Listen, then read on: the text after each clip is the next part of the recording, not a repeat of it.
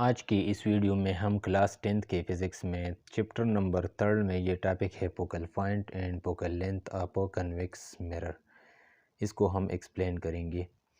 तो focal point हमने पहली वीडियोस में मैंने एक्सप्लेन किया है कि फोकल पॉइंट जो है हमारे पास वो पॉइंट होता है जिस पॉइंट पे रेज़ जो है एक दूसरे को इंटरसेक्ट करते हैं, तो इसको हम फोकल पॉइंट कहते हैं।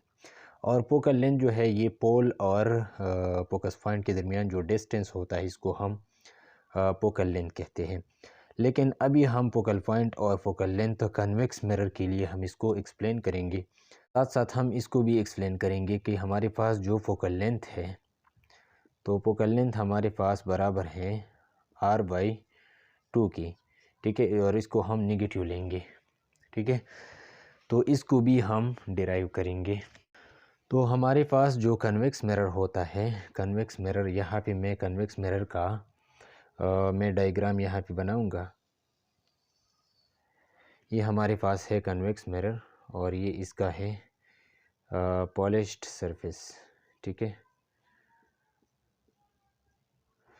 तो कन्वेक्स मिरर जो है, जब लाइट रेज पैरेलल इसके पैरेलल आते हैं तो वो जो है वो रिफ्लेक्ट होंगे, ठीक है। असल में ये जो है ये डाइवर्जिंग मिरर है, तो ये लाइट रेज को डाइवर्ज करेगा, ठीक है। लेकिन जो रेज़ डाइवर्ज होते हैं, जो रेज़ हमारे पास फॉर एग्ज़ाम्पल इस तरह के रेज़ जब आते हैं इसके तरफ, ठीक है, ये जो रेज़ आते हैं तो ये रिफ्लेक्ट होंगे। लेकिन रिफ्लेक्शन किस डायरेक्शन में होगा? इस तरह। जब ये यहाँ पर इस मिरर के फ्रंट में आते हैं तो ये रिफ्लेक्ट होंगे इस तरह। ये रे भी इस तरह रिफ्लेक्ट होगा, ये रे इस डायरेक्शन में रिफ्लेक्ट होगा, ये रे जो है ये इस डायरेक्शन में रिफ्लेक्ट होगा, ये इस डायरेक्शन में, ठीक है। इस तरह ये रेज़ जो है ये इस तरह रिफ्लेक्ट होंगी और यहाँ पे जो पोल से पास होता है तो वो इस डायरेक्शन में रिफ्लेक्ट होगा। तो ये जो रेज़ रिफ्लेक्ट होते हैं तो ये असल में तो ये डाइवर्जिंग मिरर है, तो ये लाइट रेज़ को जो है ये डाइवर्ज करते हैं।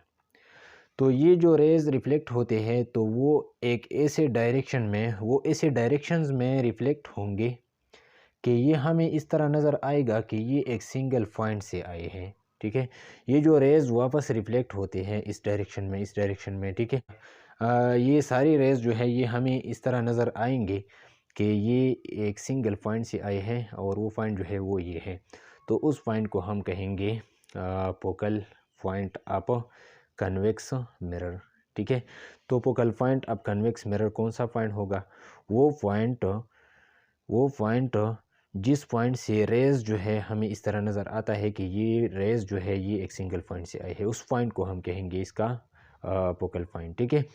और फोकल लेंथ जो है, हमारे पास जो फोल होता है, फोल और इसकी फोकस पॉइंट के दरमियान जो डिस्टेंस होता है, यहाँ पर ये जो डिस्टेंस है तो इसको हम कहते हैं फोकल लेंथ, ठीक है। ये हमारे पास पोल है और यह है फोकस पॉइंट, इसके दरमियान जो डिस्टेंस है इसको हम कहते हैं फोकल लेंथ। तो ये हमारे पास है इसका फोकल लेंथ। और डाइवर्जिंग लेंस के लिए हम कन्वेंशनली फोकल लेंथ को हम नेगेटिव लेते हैं, ठीक है। एफ हमारे पास यहाँ पे नेगेटिव होता है, ये हम कन्वेंशनली लेते हैं, ठीक है। तो ये है हमारे पास focal point and focal length of convex mirror. अब हम प्रूव करेंगे इस इक्वेशन को कि एफ जो है हमारे पास -r/2 के बराबर है पर कन्वेक्स मिरर। कन्वेक्स मिरर का जो फोकल लेंथ होता है ये रेडियस ऑफ कर्वेचर के हाफ के बराबर होगा। इसको हम प्रूव करेंगे, ठीक है। हमारे पास प्रूफ, इसका हम प्रूव करेंगे। तो यहाँ पे मैं कन्वेक्स मिरर को यहाँ पे मैं ड्रा करूँगा। यहाँ पे ये हमारे पास है कन्वेक्स मिरर, ठीक है। ये है कन्वेक्स मिरर,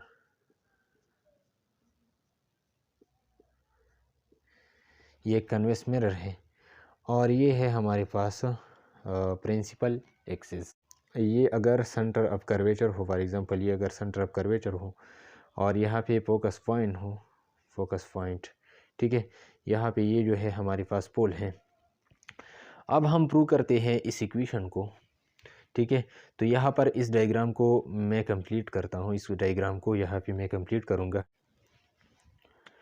हमारे पास फॉर एग्जांपल हमारे पास ये एक रे है जो parallel to the principal axis है, ठीक है। ये अगर हमारे पास एक रे हो, ये parallel to the principal axis है, तो ये एक ऐसे डायरेक्शन में रिफ्लेक्ट होगा कि ये हमें इस तरह नज़र आएगा कि ये एक सिंगल पॉइंट से आया है और वो पॉइंट हमारे पास है फोकल पॉइंट। तो ये रे जो है ये इस डायरेक्शन में रिफ्लेक्ट होगा। ठीक है, तो इसको मैं ड्रा करूँगा। ये अगर इसका डायरेक्शन है, ठीक है, ये इस डायरेक्शन में रिफ्लेक्ट हो गया। ठीक है, अब यहाँ पे मैं नॉर्मल को ड्रा करूँगा, नॉर्मल को। तो जो नॉर्मल हमारे पास होता है तो वो ऑलवेज रेडियस होता है। ठीक है, रेडियस अब कर्वेचर जो है इसको अगर हम एक्सटेंड करें तो ये हमारे पास नॉर्मल बनता है। ठीक है, तो ये सेंटर ऑफ कर्वेचर से मैं इस तरह का एक परपेंडिकुलर लाइन यहाँ पे अगर मैं ड्रा करूँ तो ये इस पॉइंट के साथ, इस पॉइंट पर ये नॉर्मल होगा इस प्लेन के लिए। ठीक है, तो इसको मैं ड्रा करूँगा। ये जो है हमारे पास ये जो है ये क्या है, ये रेडियस ऑफ कर्वेचर है। ठीक है, ये जब इस पॉइंट से पास होता है तो यहाँ पे जो ये लाइन बन गया ये हमारे पास इसका नॉर्मल है, तो इसको मैं एन से रिप्रेजेंट करूँगा। ठीक है, और ये हमारे पास है एंगल ऑफ इंसिडेंट, तो ये मैं थीटा आई से रिप्रेजेंट करूँगा।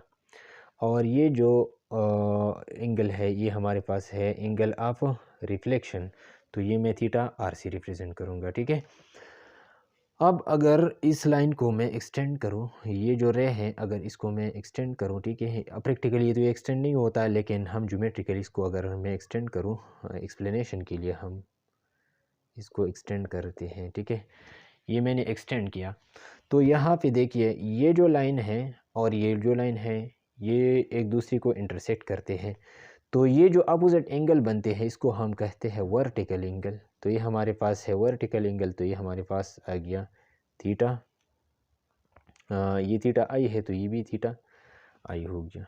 ठीक है, तो अब यहाँ पे देखिए ये लाइन और ये लाइन ये एक दूसरे की क्या है, ये एक दूसरे के, ये लाइन और ये लाइन एक दूसरे के पैरेलल है।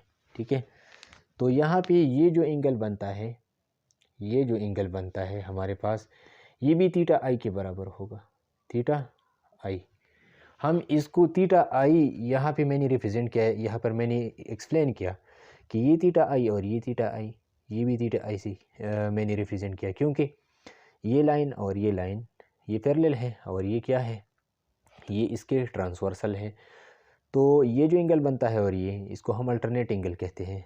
तो यहाँ पर ये दोनों वर्टिकल एंगल है और ये दोनों अल्टरनेट एंगल है, तो ये थीटा आई और ये थीटा आई ये बराबर हो गया।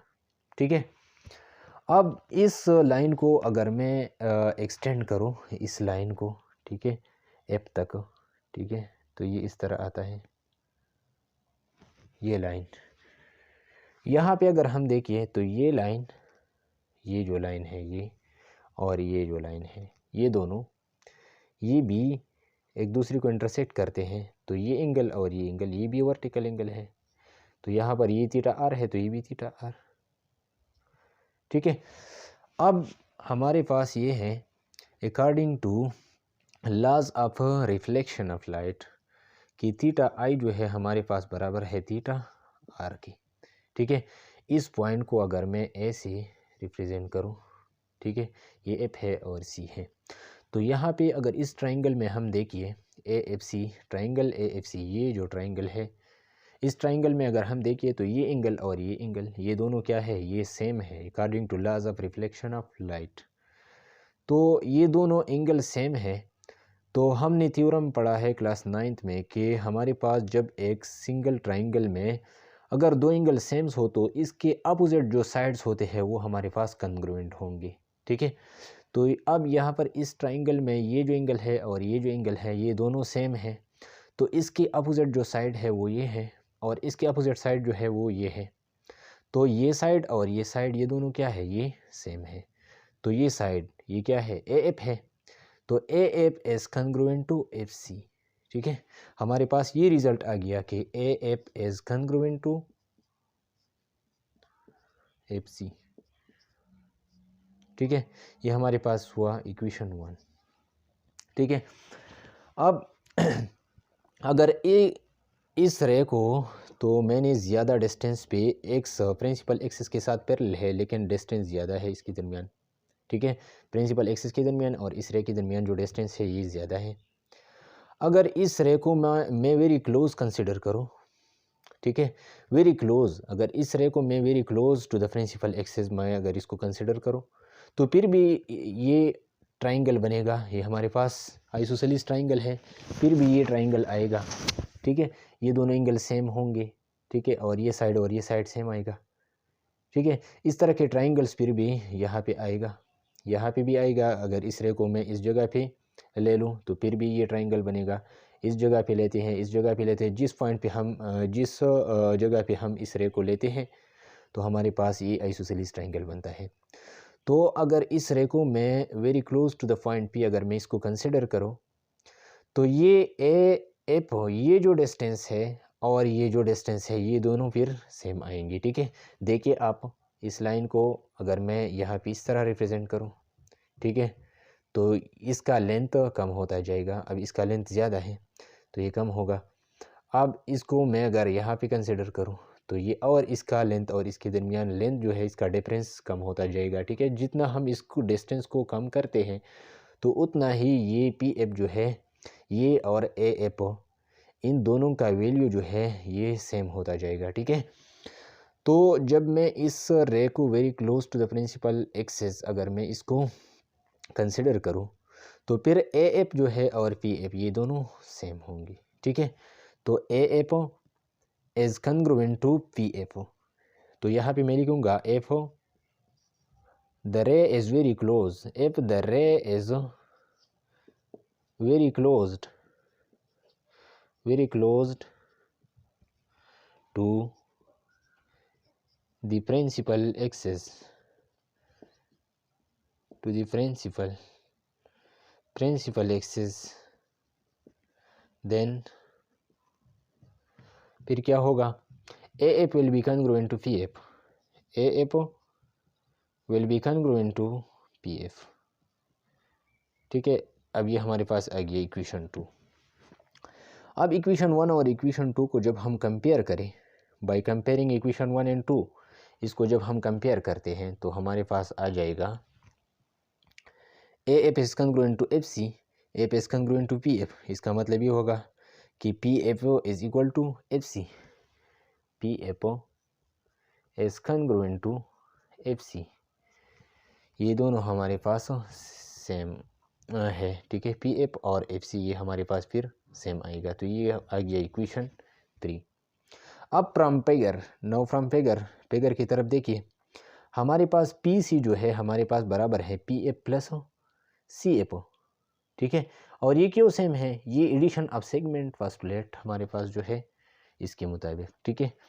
तो हमारे पास पी सी जो है from figure, P C is congruent to PC is congruent to PF plus CF, PF plus FC, ये दोनों, ठीक है।